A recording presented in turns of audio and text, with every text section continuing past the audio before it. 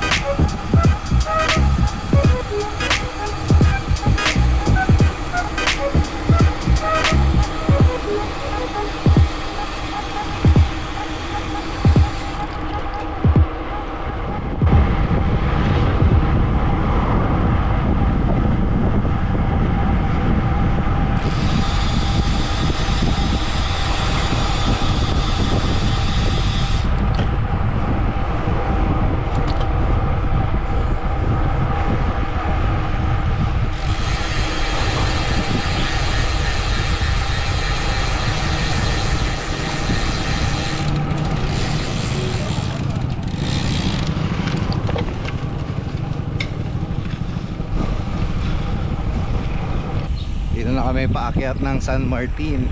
First time ni Irving dito. Sama ko ulit si MJ. Copyright lang to pero special copyright kasi meron kaming mga ilang aawunin. Yun, tumunog na.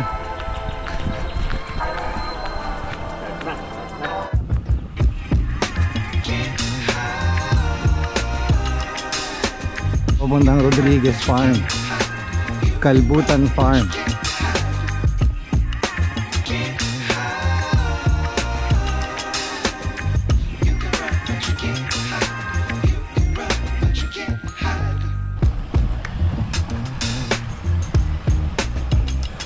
Yung ahon ng San Martin ano lang to eh, gradual, pero may panty climb sa dulo.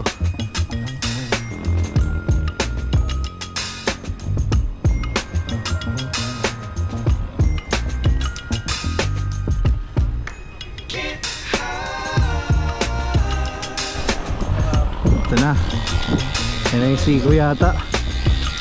Ayan na si Doc, tumira na. Hindi tayo to.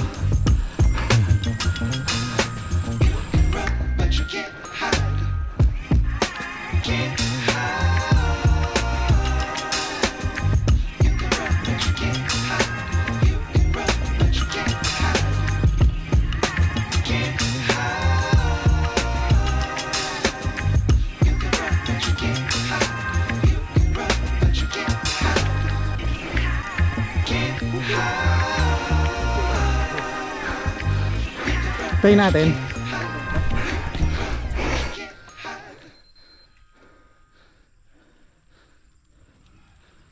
Good morning.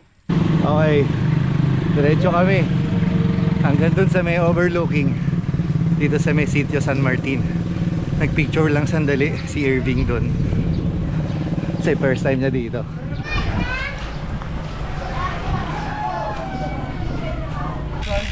Oh, papuntang Batson, dating naging ruta ng PCF.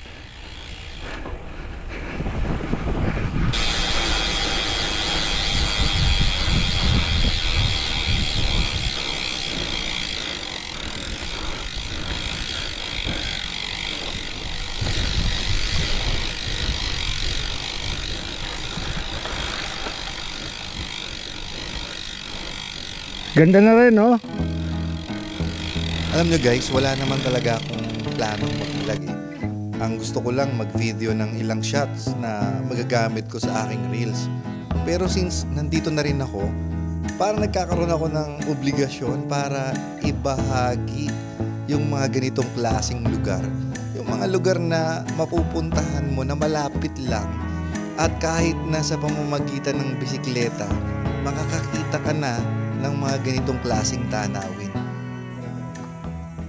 Tsaka papapasukin ba tayo? Oo. Kakapi tayo eh. Pupuntahan namin yung Koreano. Okay, lulusong na kami. And then, aahon ng Old Sacobia.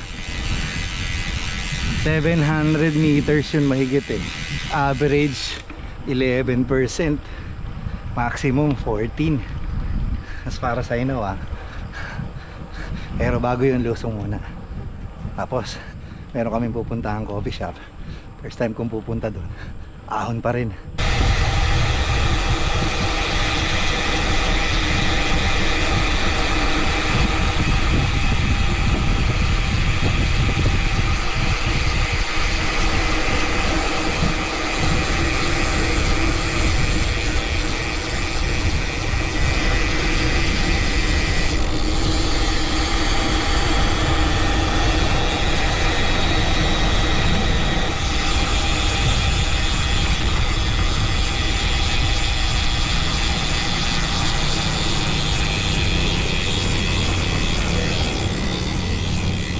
Silip muna sa magandang view bago sa mahirap na view.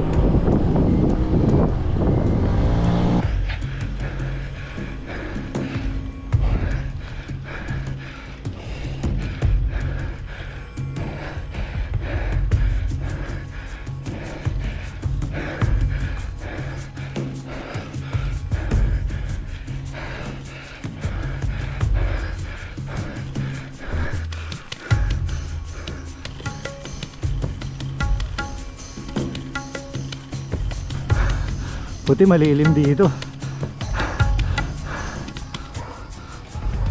Nice one. Puntahan na lang tapos the heights. Let's go. Ready na. Kaya.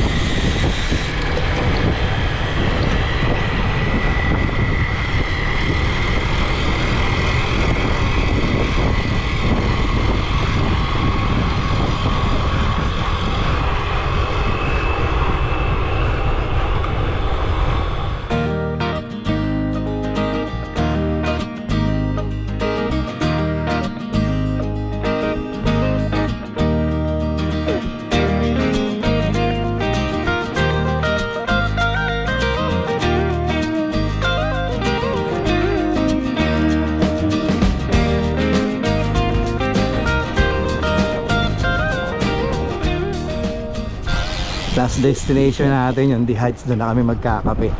Meron pa kami nga ahunin doon.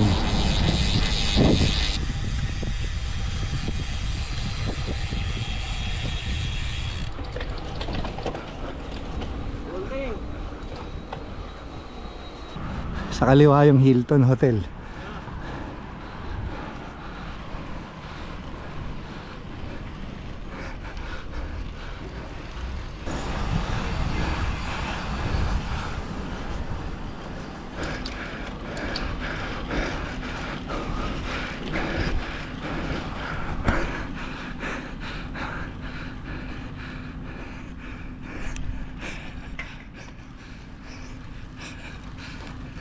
Singapore school?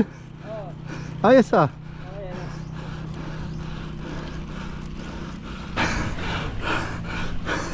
15.5. Sabi ni Doc J, 17% na yung kanya. Pero ang maximum gradient na recorded sa kanyang bike computer is 18%. Gradual din naman yung mga ahon. Kaya lang, meron talagang matarik na part dun sa may Singapore school.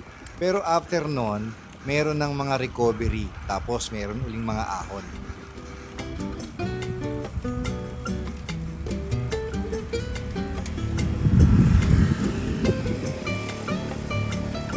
Ayun yung golf course.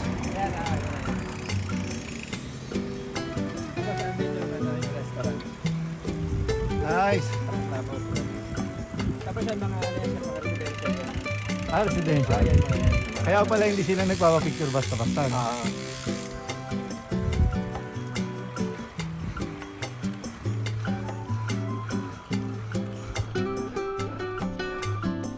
Ilang beses ko na ring narinig itong place na to. Kaya lang iniisip ko, imposible na yatang makapunta rito kasi meron ng ilang mga nag-attempt, hindi sila pinapapasok.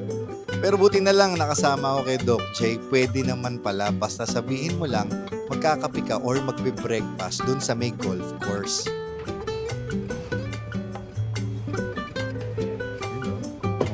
Pinakamataas na American breakfast. Pinakamataas na American breakfast sa loob ng Clark.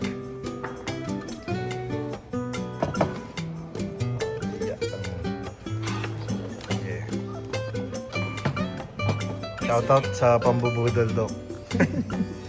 Si Pugakar, oh. Alam ko ba si Pugakar ka o si ano? Chris Froome. Si Alden. Alden Richards ng Pampanga. Ang daming ano eh. Tapos ito yung view mo. Unexpected yung ganda ng tanawin dito. Actually, hindi talaga mabigyan ng justice pa rin ng camera eh. Pero kung nandito ka in person, lalo mong ma-appreciate na dito lang, malapit sa loob ng Clark, meron pa rin tayong mga nadidiscover na magagandang lugar na merong magagandang tanawin at nakikita natin yung ganda ng kalikasan.